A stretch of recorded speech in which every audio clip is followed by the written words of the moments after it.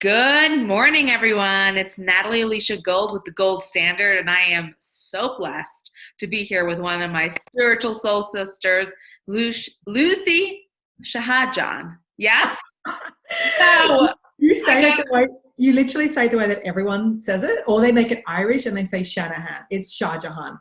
Shahjahan. Let's try this again. Okay. Good morning, everyone. It's Natalie Alicia Gold with the Gold Standard, and I am here today with my beautiful friend, Lucy Shahjahan. No, Still not. the first When we one, the first practice one. this, I get it right, people, but The how about first, Lucy? yes, yeah. Just start again because actually I thought you were going to continue. The first one was funny. How we could have just kept going. It's Okay. fine. It doesn't bother me.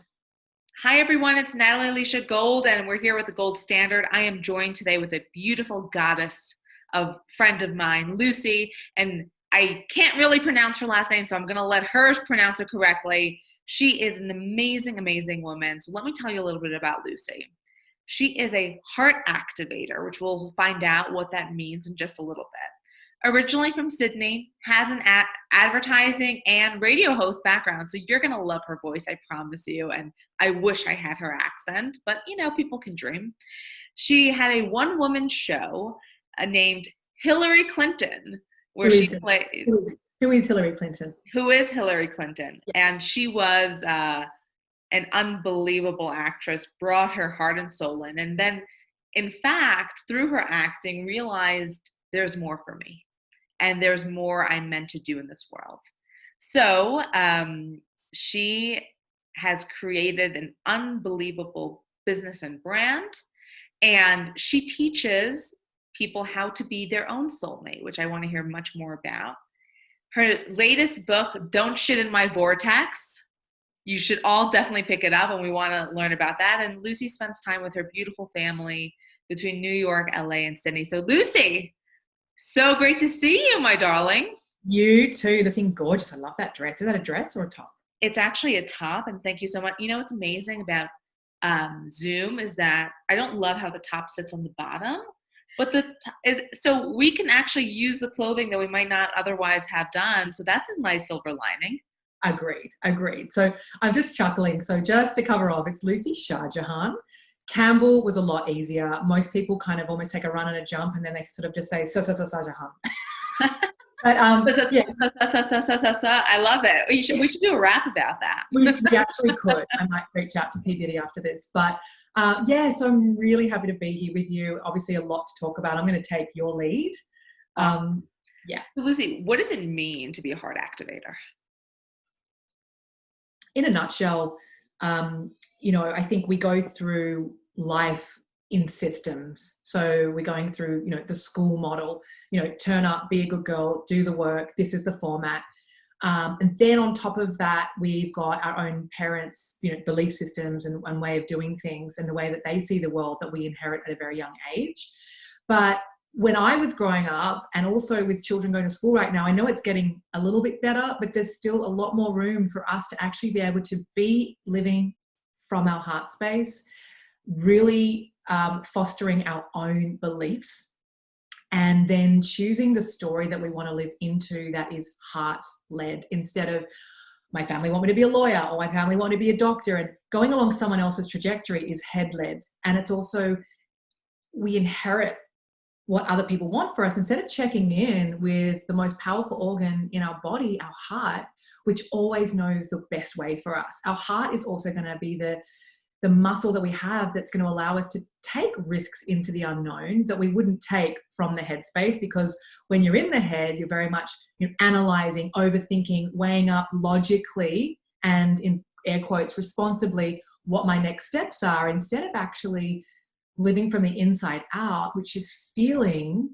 taking that beat, literally like listening to your own heartbeat and feeling it and going, does that feel good for me? Like, does that feel like a good alignment? And we can do this in every area of our life. And when we do, for instance, even with, is this employee feeling like the right fit? Does this friendship feel like the right fit? So my job, my purpose is, since I was able to do this for myself, which was a huge turning point for me to actually go, oh, hang on a minute, I haven't been at all leading with my heart. been trying to be this version of myself that I feel like I should be, or that's Right. expected of me. The good girl. Yeah, very good girl, get it right, people please, and it's exhausting. What I And love is Oprah's My Disease to Please. it is, though. It is literally a catastrophic disease that does turn into illness, because if you keep stifling your self-expression, stifling those desires that are on your heart and burying them, going, oh, well, I don't need that, or I shouldn't want for that, I should just get, do the life that I've been given. That's not heart-led, and it does cause dis-ease in the body. So I definitely am here to wake people up to their own magic and to remind them, like, you have all this magic inside of you. You have this beautiful, precious organ. Can you please make friends with it again, because it got sick of whispering to you because you weren't listening? Lucy, what I love is I'm a big fan of the movie Frozen. And I don't know if your daughter is watching these, but my 2-year-old has just started watching Frozen, and Frozen 2 especially. And you are the one you've been waiting for all of your life. 100%. Like, that is one of the big truth bombs that comes out, with my enrollment coaches, with these beautiful women that come to work with us, is I was like, you're coming to me and my business because you're thinking that your happiness lies with the man, right? The soulmate. And I'm like, you are the soulmate relationship that you've been looking for. You need to learn how to come home to your greatness and how to feel really happy and at ease in your body and in who you are. And then by default, you attract that in. So I always say you attract in who you are, which was a massive revelation, but very confronting realization for me when I had my turning point, my big wake up call, because I had this vision board. I'd read The Secret 65,000 times. The I had 65,000, Lucy? literally, I mean, I wouldn't be surprised, right? It was like, I thought, I've got this in the bag. I've got the pretty vision board. And meanwhile, I didn't have boundaries. I wasn't operating from my heart space. I actually wasn't being authentic. And I thought I really was super authentic. I wasn't self-expressed. And so that was like eye-opening for me to go, I thought I was doing all these things. And I think coming back to you asking, what is a heart activator? It's about less doing and more being. This is the feminine. I was just going to say. This is the feminine. This is our power. Right? This is from the womb space and the heart space instead of the head. And we do need to obviously have the masculine and to also, think things through. I'm not saying that. But when you become more heart-led than head-led, and then you just combine the head where needed, that's a different life. It's a true life. It is the life that we have picked as souls to come into this beautiful existence. Now, Lucy, we can talk about this, but how do people actually make it happen? Because the school model indoctrinates us. Our parents indoctrinate us. And a lot of their limiting beliefs are inherited, as you said. Their I'm not good enough is brought to the children. How do we get rid of these bondages that hold us hostage?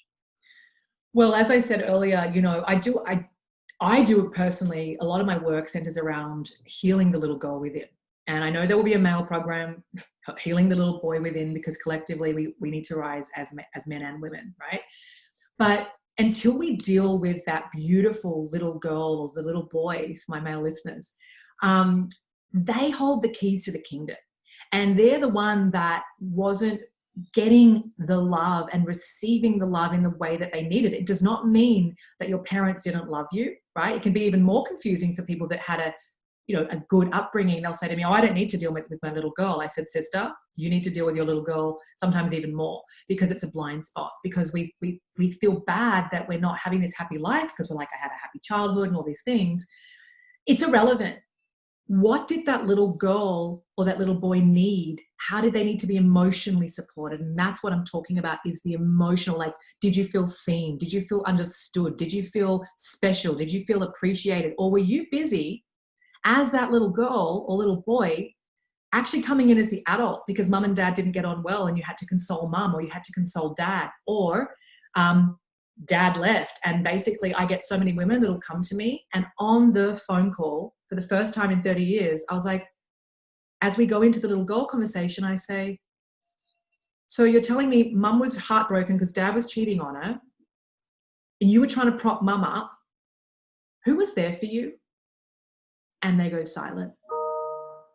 right? That's the confirmation from the computer. It's like an aha moment where they're literally like, no one was there for me. So this is why you say, how do we solve it? It requires going back, not for the sake of just bringing things up, but it requires going back to when we started to feel that we had to work really hard for love. It goes right back to that little girl, and it's generally, between 0 and 3, which I'm so mindful of now as a mother.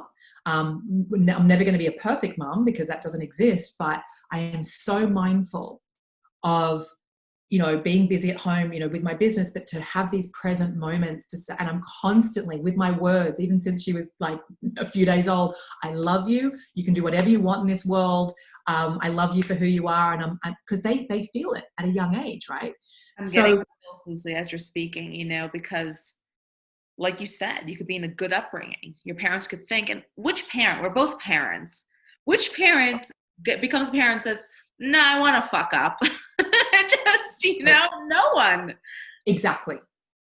No one says that, but I think this is where so many people in this planet are going to therapy, and they're talking and regurgitating the past without actually having a process that has them be able to go back to the origin of where these beliefs came about, that they weren't worthy or that they didn't matter or they didn't feel significant. Because this is where we get our overachievers. This is where we get people that are entrepreneurs, but they burn out because they're so busy proving instead of actually enjoying the unfolding and realizing that, they can have more play and more fun, because ultimately, and I realize this myself, ultimately we're trying to get the love from either mum or dad.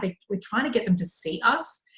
And until we heal that dynamic, because that's lack, until we heal that and recognize, oh my God, I'm trying to get my dad's approval, until we can actually be with that and go, wow, I understand now. Let me actually go and personally go and love on that little girl and give my little girl what she needed back then, but from me, from you. And that's when you start to walk your own path, right? Because you realize that you can heal yourself from within once you're ready to love on those parts of you that have felt really left behind, really abandoned, not good enough, unworthy, not smart enough. Because guess what? If we're in that proving energy going through life, the more degrees, the more PhDs, the more followers on Facebook, right? People will still be sitting there depressed because it's never enough, because we're chasing something and it's an illusion, instead of going, no, I matter, I'm worthy because I'm worthy, full stop. I'm not worthy because of what I do. I think that's a really big shift in consciousness, because then you're able to, as I said, have more play, more fun, more joy. You're able to ride through the obstacles when you're heart-led, because, you're coming from this solid foundation that you're already enough. But when you don't have that locked in, every knock, every rejection you take super personally, and then it has you try even harder, and it's overcompensating, and people can smell it. Like the desperation, you really can. They can smell it, because we're all energy. Whereas if you have someone that's just really honest about what they've been through and they're able to lay it out on the table, but for me, I talk about putting your crown on, and as your queen, or for the man, put your crown on as a king. I love your seat. You're seated in the queen's chair. I love that. Yeah, because we all have this higher self within us. And I think just being able to, you asked, how do we do it? Being able to recognize and get clear on where the wounds are, where these parts of ourselves where we feel less than, or we have shame around, to bring them out. And I would definitely say get a mentor, get some support around this. And not just with therapy, I mean with someone that's going to take you through a process. So yes, you go back there, but you can get out of it feeling like you transmute it, instead of just rehashing. It's not powerful. I totally agree. And when people get stuck in this therapy, not to say that therapy doesn't have a wonderful place, but when you get stuck in talking about the negative, without the propellant forward, I don't know how much harm it actually does as opposed to good. I mean, I really am not qualified to answer, but what you are doing for people is actually showing them within themselves what they always knew was there, but bringing out that beautiful golden path forward. 100%, because if we're just sitting in the past and we're rehashing and bringing up these experiences, we're actually adding to those. We're reinforcing those. And then people are still, they're like, oh, well, I'm talking about it. Why am I not feeling better? I've been doing this for 5 years. It's because you're living in the past and you're not there with a solution, which is to say, this happened and this is how it impacted me. But now I get to stand on my own 2 feet to say, this is not who I am. I am not my wounds. I am not my parents' breakup. I am not the girl just because my father died, me personally. I am not someone where men leave and abandon. That happened to me, but it doesn't define who I am, because guess who does? You do. You define who you are. So I think really giving people their permission to say, sister, if you didn't get that from your mum or from your dad, like I have the most epic mum, right? Even though she wants to change the name of my book like 55 times, Lucy, why do you have to call it Don't Share My Vortex, please? And I'm like, Mom, case in point, this is my voice, this is my message, and no, I'm not diluting it for you to like it. You can read it or not. She did an outstanding job with me, and I still needed to find my own voice and stand on my own 2 feet and collect my own worldview, right? Because we always had just enough growing up. And I'm like, I don't want any limits. I don't want to be carrying on with my ancestors' thoughts and beliefs. I was like, I want to see what it is. If I give myself some room to breathe, let me try on what actually feels really good for me. And so that moment with me saying, what does Lucy actually want out of life? Just to stop and to be able to go, the corporate job wasn't feeling good. Going out every weekend and getting trashed wasn't doing me any favors and didn't leave me feeling good. I was masking and numbing, because deep down I didn't realize how bad it was. And then when I just stopped one day and went, this isn't the life I signed up for. This is me making myself smaller and smaller and dimming my light because I thought I was actually too big a personality. I thought I was too spiritual. I thought I felt too deeply. And I know many of you feel that. I know many of you listening to this are actually empaths. Even though you're super bright, you haven't actually allowed yourself to be that emotional, feeling, full body 360 version of yourself. And I just want to say to you right now that that is actually your superpower, no matter what industry you're in. For you to actually recognize what is special about you. And honestly, to my clients, this is a big aha for them. They're like, it hasn't been safe for me to feel at that level. So I've just been blocking it. And that we block, blocking, tackling on the football field, and we're playing, and especially for our women, we're playing a man's sport. Like, of course, we're not feeling great because a man is a man and a woman is a woman, and we have different skills. And the divine feminine, which I think you're really talking about, Lucy, is so powerful. Lucy, how did that divine feminine energy come out when you were the one woman show of Who is Hillary Clinton? What was that experience like? I'm just laughing because, Hillary is a powerful woman who was leading and has led with a lot of masculine. And actually, the purpose of my show was to show another side, because she did have a lot of vulnerability behind closed walls with her family. She felt deeply. And so for me, representing her, but then also having to step into her shoes to not just write something, I'd never written a show, to also be on stage for the first time in a place like New York City where I'm being seen, felt really terrifying. And my vulnerability was at its peak, where I was like, quietly wishing for a helicopter to just take me off so I didn't have to go on stage. Right? So vulnerable. I am there at the scrutiny of the audience, in real time. This is not in a small little, backyard in the suburbs of Sydney. This was in New York City, where there's a lot of fierce competition. And I'm playing someone like Hillary. But what it did was the divine feminine came in, where I just committed. And I gave myself permission to go and do the show. And however it was going to come across to the audience on that night, I was like, if I just show up fully and I use things from my own life in order to portray her vulnerability. And that really took everything that I had. And after I, did the show, it actually dropped me into a much deeper place within my soul, where I was actually doing the show to invite all the contacts I'd made and the casting directors and all that, But what happened was something very different. It dropped me into a deeper place within my own power, my own leadership and vulnerability. And I went, ooh, hang on a minute.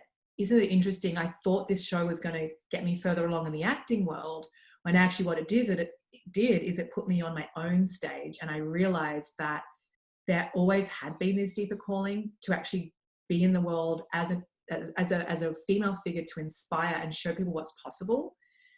And because I had reached such deep depths within myself that I didn't even know existed, to be honest, I was so far out of my comfort zone. I had that little voice on my heart, actually had become quite big, that voice, and it said, you're ready to be perfectly imperfect, but to shine your light and to get on that stage and to show people that we need to lead with our vulnerability if we want to feel fulfilled in our life.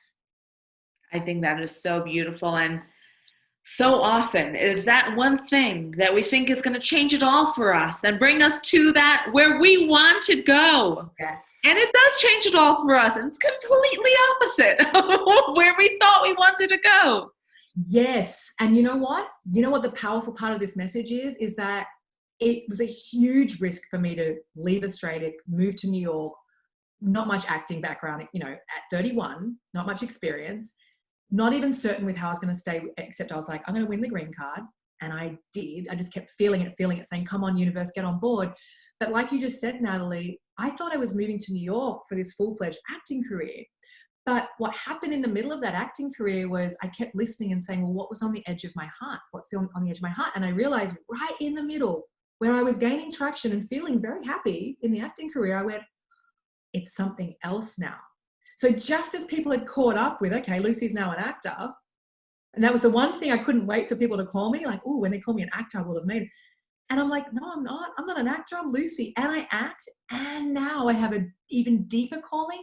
So I just want to share, like, for those of you that, especially in this climate we're in right now, with so much uncertainty, with, we really are living from one day to the next. Don't try and think so far in advance of what your purpose, what everything is, and have it all figured out. Because just by me taking that big leap of faith and that big risk to follow my heart to New York to act, that then led me onto a different path, which was an even truer path that I would never have gotten to if I didn't take that leap to New York and then take that leap to do the show. And so everything is always unfolding perfectly, especially when you are connected with your own divine power, which is the feminine, which means you're really listening and receiving the messages from the divine, from the universe, from source, from God, whoever you relate to. You know what's amazing, Lucy, is that sometimes we cannot see the next step because, like, how many people want to be lawyers, want to be doctors, want to be pharmacists, want to blah, blah. And the path is very clear. The educational system has laid it out. You go, and then you hit 25 years old or 28 or whatever your path, and you're like, okay. And they expect you to be like, done. Now you're going to work in the same job for 40 years. Go be happy. You're gainfully employed and go live a life. And people then work for 10 years and they say, holy shit, I'm miserable. Yeah. So how do we bypass that method? Great question. You got to check in. You got to realize that you also have a 24/7 butler inside of you. And that butler, that voice where you say, is this making me feel good? What do you need right now? How are we feeling? And you treat yourself like you're a team, right? Checking in. Do you need water? Do you need to go to the bathroom? Are you even enjoying the work that you're doing right now? I mean, these little things, some people don't even realize, seriously, Natalie, they're so in the do, busy. They will literally not even realize they need to go to the bathroom until they're busting. And that is a reflection of a much bigger issue. We charge our cell phones. We know when that's out of battery. But if we're not checking in, am I enjoying this client? Am I enjoying this project that I'm working on? Like, is this lighting me up? These simple questions, these check-ins, to even put your hands on your heart, close your eyes. Honestly, at least 10 times a day. It sounds like a lot, it's not. How do I feel right now? Do I feel aligned? Do I feel in flow? Or am I grinding? Am I coming from lack and fear? Just by that one thing, to just stop.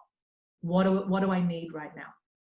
And by taking that better care of yourself, to treat yourself like a priority, right? To be the own CEO of your life and of your heart space, to check in like that, if you keep checking in, you're not going to get through the whole month just being on autopilot. You might get to the end of this month and go, holy shit, it was confronting because I don't like what I'm doing at all. And if I'm honest, I haven't liked it for the last year. And if I'm even more honest, the I've last decade. never liked it.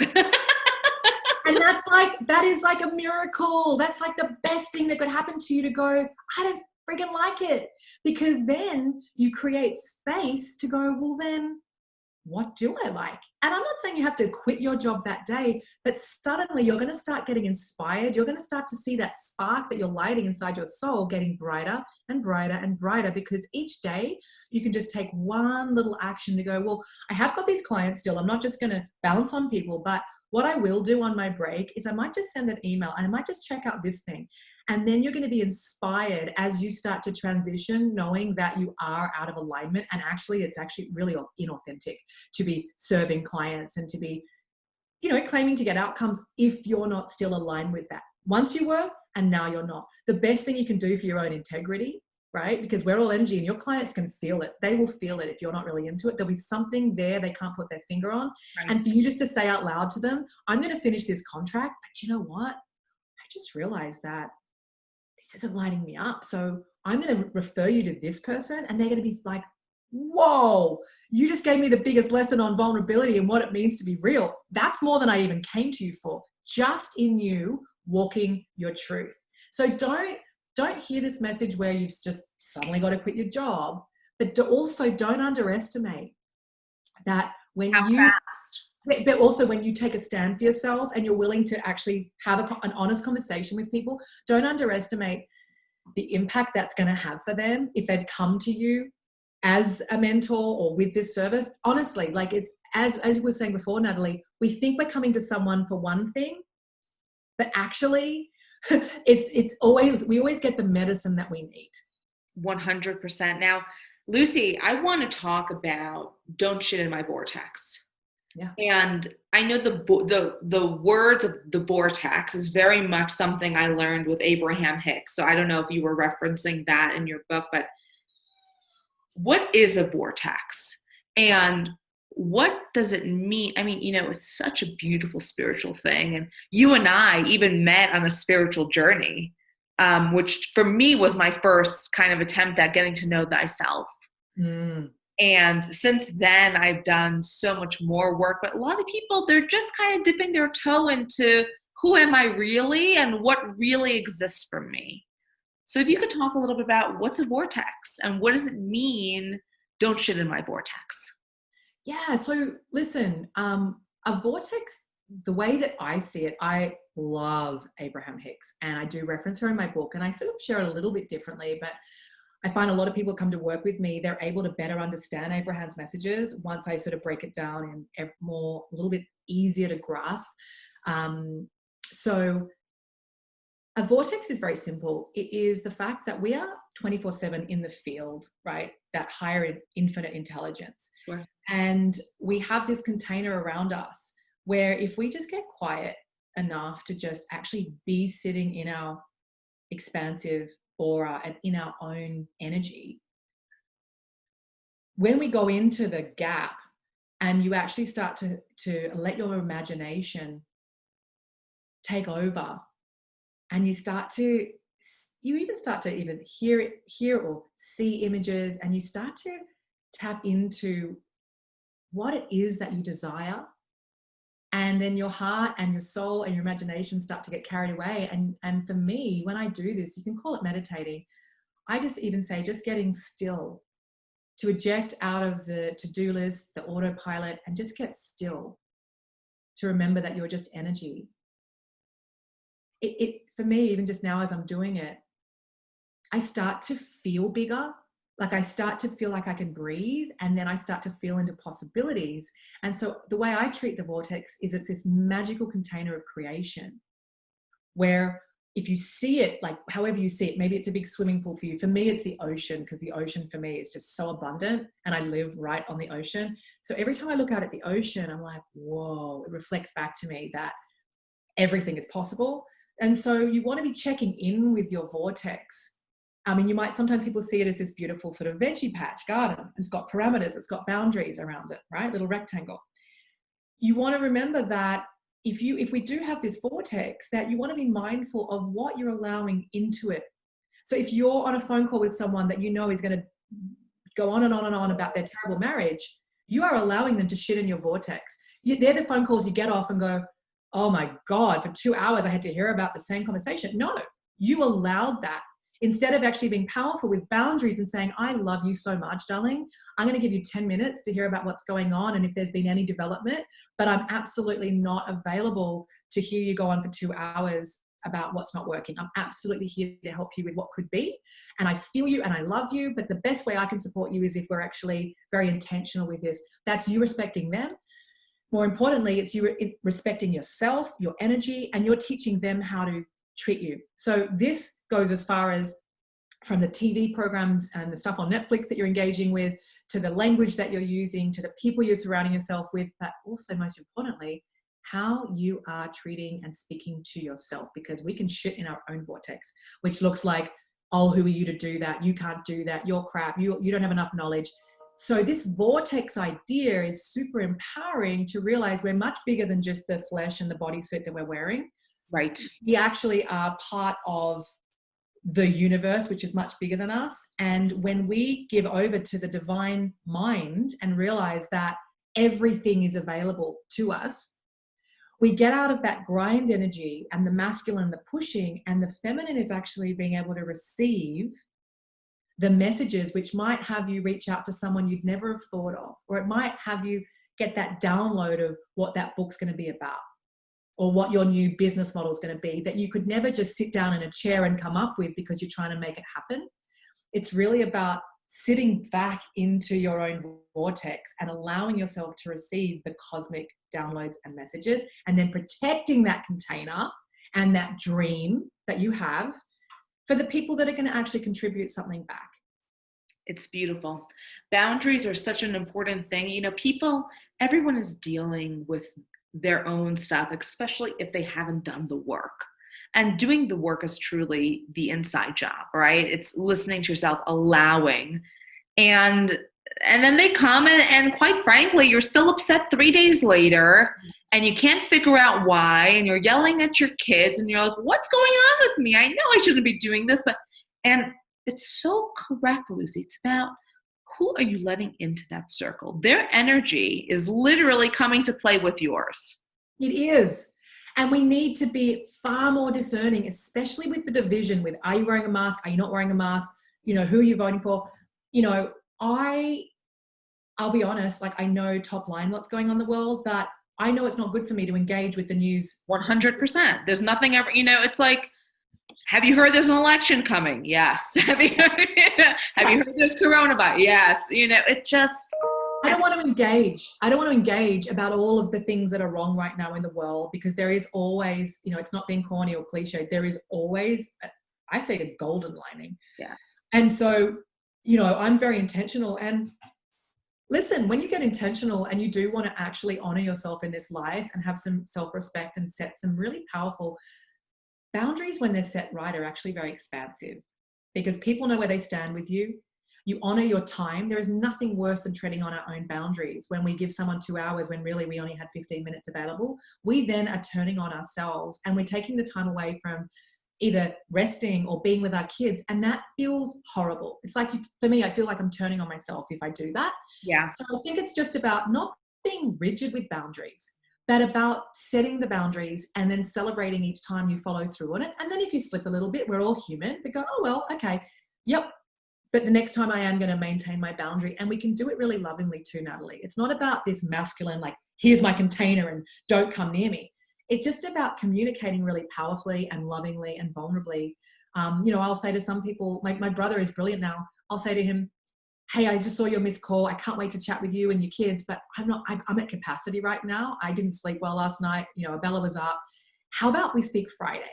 And now he knows, he'll be like, have you got the capacity to speak? And so just by that, people can then know how to behave with you. And so it works for everyone. How you treat yourself is how others will treat you all the time. Yeah.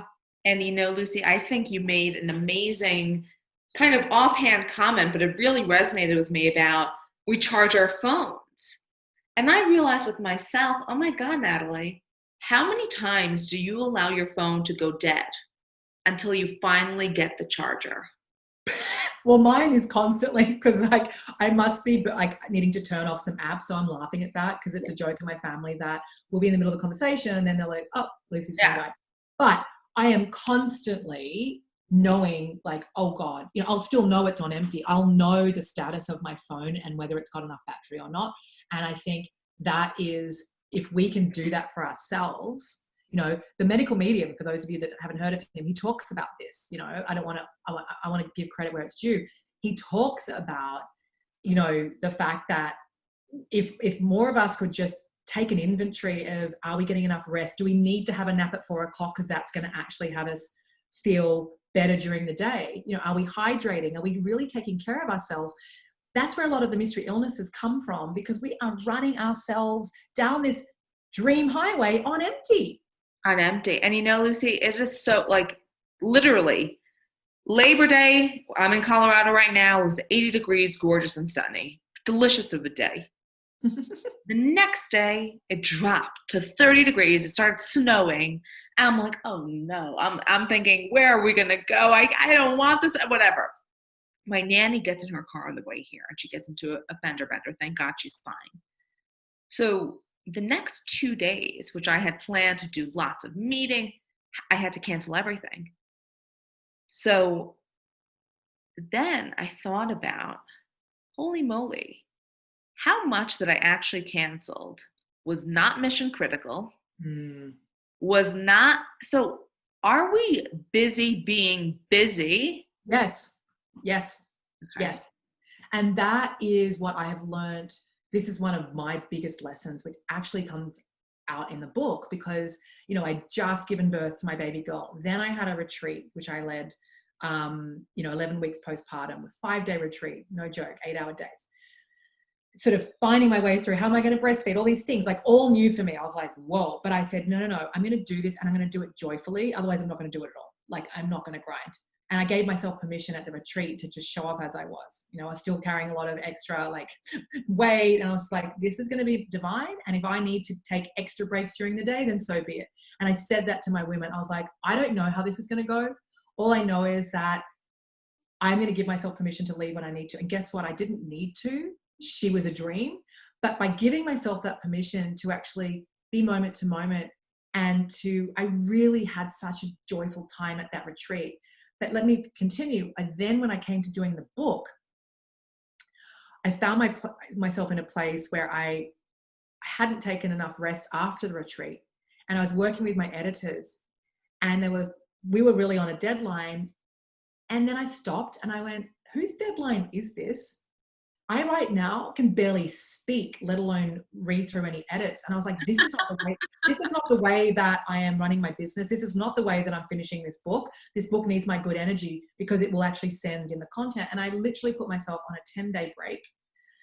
And I said to my assistant, I'm not available for business. I'm not available for the book. I am only available to my family and to myself right now. And I include that in my book to say, rest, and then you are able to receive. And I was meanwhile, otherwise I'm like catering to this deadline. I'm like, hang on a minute, it's my book, right? Even though my editors were keeping it on ourselves. We literally are like, you have to get, and even parents, my kid's going to fall behind. It's the pandemic. What are they going to fall behind? I mean, no one can go to school right now, right? So what are they falling behind? No. And truly, we are on this rat race when, Lucy, how many people, as you know, I do wills and trusts, and that is my area of expertise in the law. And they are on this rat race, but they never get around to doing their documents. So it's like they live a life and that's it. Mm-hmm. It's over. And there's no legacy and there's no plan. And I'm like, really, what was it all for? Well, I mean, that is literally, I'll never forget. Before I kind of set off even to New York, I read the top 5 things that people talk about on their deathbed. And these are some of them young people in the hospice, and it can bring me to my knees in a second, where they're just like, I wish I loved harder. I wish that I actually did the things that I wanted to do in this life instead of living out this life that I thought I should be living, or they've worked really hard in a career and there's not good people around them. And so there's no one there supporting them in their last days. And to me, that was just absolutely like profound and heartbreaking, but also really simple that, yes, like, have an abundant life. I'm all for that, right? Of I'm on the course. mission to have the most juiciest, amazing life, but you have to enjoy the journey. Like, I know even before my book is out in the world, like, I'm checking in constantly daily. Am I happy right now? Am I happy before the success of that book? Am I happy before I start to blow up, on social media? Like, am I happy now? Not, am I going to be happy then when I've reached these milestones? Because it's got to be that way around, where we're checking in to go, am I enjoying my days while I have them? Because you're right, Natalie. Otherwise, suddenly people are just they may have that taken away from them. And what matters, I believe, is love. Were we loved? It's the relationships. That's a sum total out of our legacies, the relationships we have. Lucy, when is the book coming out? Book's coming out January. The actual official date will be coming soon, but it will be in January. So I can't wait. You can pre-order actually, which, I can give you the link, but it's Don't Shit in My Vortex. And it's $4.99 on pre-sale, and there's some spectacular bonuses. So yeah, you can actually, you will be getting the PDF in advance, so you can read it before January. It's amazing, Lucy. I hope everybody takes advantage of this. I mean, literally, Lucy is doing her life's work, put it all into this book, and will continue to thrive, succeed, and do the most amazing things. And, she is such a genuine, authentic person when you meet her. She lights up a room. And Lucy, it's been such a pleasure. And if you could leave our viewers with one tip for how they can live a better life, what would it be? To put yourself first. I don't mean with career. I mean, every single day, treat yourself like you are royalty. And that will literally have you even enjoy the taste of your food more, to even eat more nourishing foods because you care about yourself. So to really go, what do I need to do to put myself first, and to listen to what I need, and to check in and just put your hands on your heart. And if you do that, you're already going to start walking down a different path, because you're going to start being more connected, and you're going to care for yourself the way that you want other people to care for you. It's beautiful. I love you. I am thanking you for your time. Pleasure. I love you too. Thank you. This was awesome. All right, my darling. Speak soon. Speak soon.